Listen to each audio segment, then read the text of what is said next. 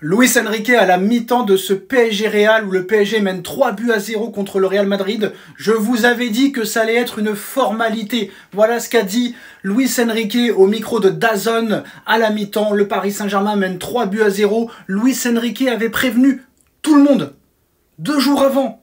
Hier, pendant la conférence de presse, il avait dit que ça allait être une formalité. Et c'est une formalité. Luis Enrique est le plus grand entraîneur de l'histoire du football. Le mec, une arrogance qui est prouvée sur le terrain en plus de ça. C'est beau de parler, mais il faut assumer sur le terrain. Et c'est exceptionnel ce qu'a fait Luis Enrique de cette équipe.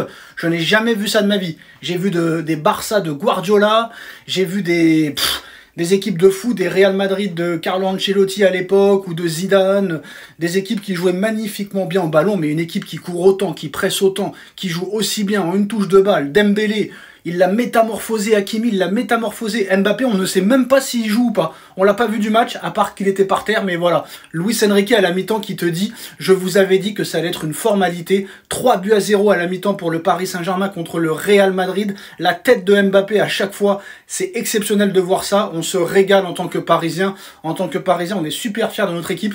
Et l'arrogance de Luis Enrique, elle est exceptionnelle. Alors, est-ce que ça va s'arrêter à 3 ?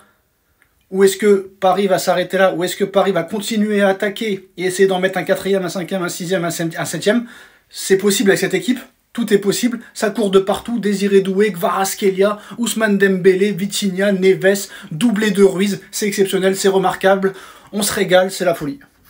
Le Paris Saint-Germain explose le Real Madrid. 4-0. Paris détruit, fracasse, humilie le Real Madrid de Mbappé et se qualifie en finale du mondial des clubs. Après avoir été champion de France, après avoir été champion d'Europe, on va devenir champion du monde. Et tout ça en même pas une année. Oui, c'est le Paris Saint-Germain. Et tous les footix madrilènes vont aller du côté du Paris Saint-Germain maintenant. Et oui, c'est comme ça, les footix du Real Madrid qui n'ont jamais mis les pieds à Madrid. Le Mbappé en dessous de tout. Le Mbappé catastrophique, nullissime. Il a prouvé ce soir qu'on ne pouvait pas compter sur lui, que Xabi Alonso n'en tirera rien. C'est une starlette de bac à sable. Le mec, je perds le ballon, je prends le ballon, je perds le ballon, je prends le ballon. Le mec ne sert strictement à rien. On ne l'a pas vu du match. On ne sait même pas s'il a joué. Et on s'est aperçu qu'il a joué quand il était par terre. En tout cas, c'est la meilleure chose qui a pu arriver au Paris Saint-Germain, son départ. Ça, c'est sûr, c'est la meilleure chose qui pouvait arriver au PSG. Et je pense que le mec regrette très clairement d'avoir quitté le Paris Saint-Germain. Et là, sûrement que demain ou après-demain, tu vas avoir 2 ou 3 nouvelles plaintes.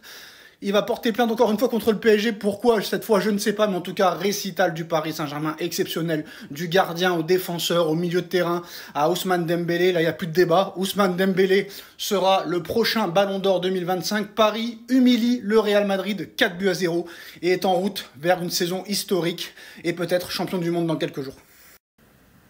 Nous allons battre le Real facilement, nous n'avons jamais été aussi forts que maintenant, nous allons marquer l'histoire. Voilà ce qu'a dit Luis Enrique avant le match de ce soir contre le Real Madrid, demi-finale de Coupe du Monde des clubs.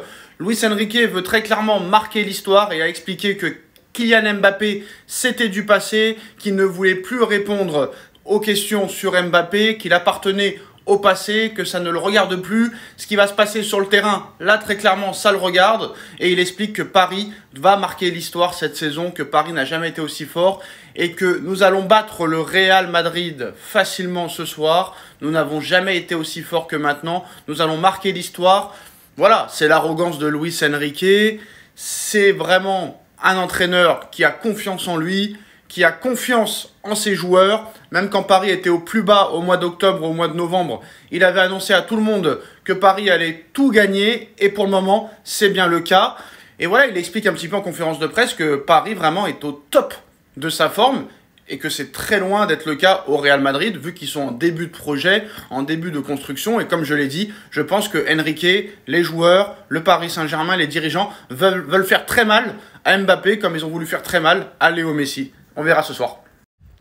Luis Enrique avant PSG Real Madrid, l'absence de Pacho, pour moi Beraldo est aussi fort que Pacho. À 24 heures du match de cette demi-finale contre le Real Madrid, Luis Enrique, encore une fois, sort une folie sur le match de demain. Comme vous le savez, Pacho, c'est terminé pour lui pour la Coupe du Monde des clubs. Il a été expulsé contre le Bayern de Munich et a pris deux matchs de suspension par la FIFA, comme Lucas Hernandez. Mais on sait que Pacho est le pilier de la défense centrale du Paris Saint-Germain, de très loin le meilleur défenseur central du monde. Et là, c'est Beraldo qui va le remplacer parce qu'il n'y a pas d'autre choix. En plus de ça, Lucas Hernandez est suspendu lui aussi pour 2 matchs. Fin de Coupe du Monde pour Pacho. Et c'est Beraldo qui va le remplacer pour cette demi-finale contre le Real et pour une éventuelle finale. Et Luis Enrique qui dit l'absence de Pacho, pour moi Beraldo est aussi fort que Pacho. On sait très bien que Luis Enrique ne le pense pas. Sinon, Beraldo serait plus souvent titulaire qu'il l'est à l'heure actuelle. Mais je pense que Luis Enrique est très pragmatique. Et il dit ça dans un sens pour dire... pour mettre en confiance Beraldo. Voilà. Les propos que dit Luis Enrique sur Beraldo, là, c'est pour mettre en confiance son joueur pour demain. Ça veut dire qu'il montre qu'il croit en Beraldo, très clairement. Et là, Beraldo, il a vraiment un coup à jouer. Parce que si Beraldo te fait une masterclass contre le Real, et peut-être en finale... il aura peut-être gagné plus que sa place que de joker.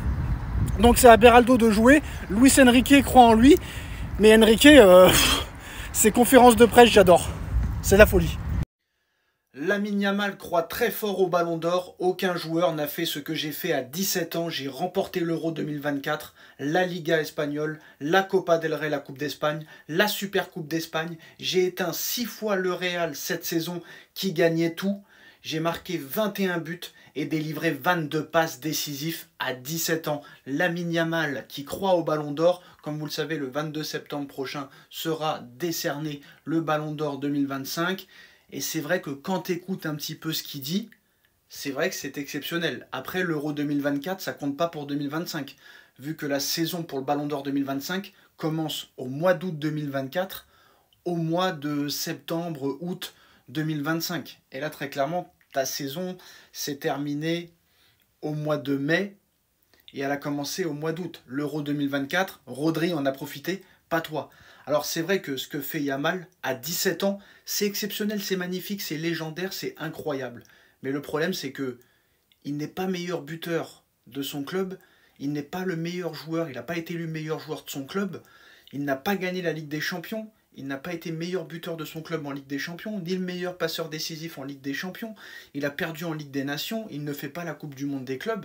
Alors que Ousmane Dembélé a des meilleurs stats que lui, a tout gagné, la Ligue des Champions en plus, peut-être la Coupe du Monde des clubs en plus, peut-être la Super Coupe d'Europe, donc c'est compliqué. Alors peut-être que Yamal mérite le top 5 ou le top 4, mais pour moi, pas le Ballon d'Or. Après, lui, il y croit, il a une arrogance, aucun joueur n'a fait ce que j'ai fait à 17 ans.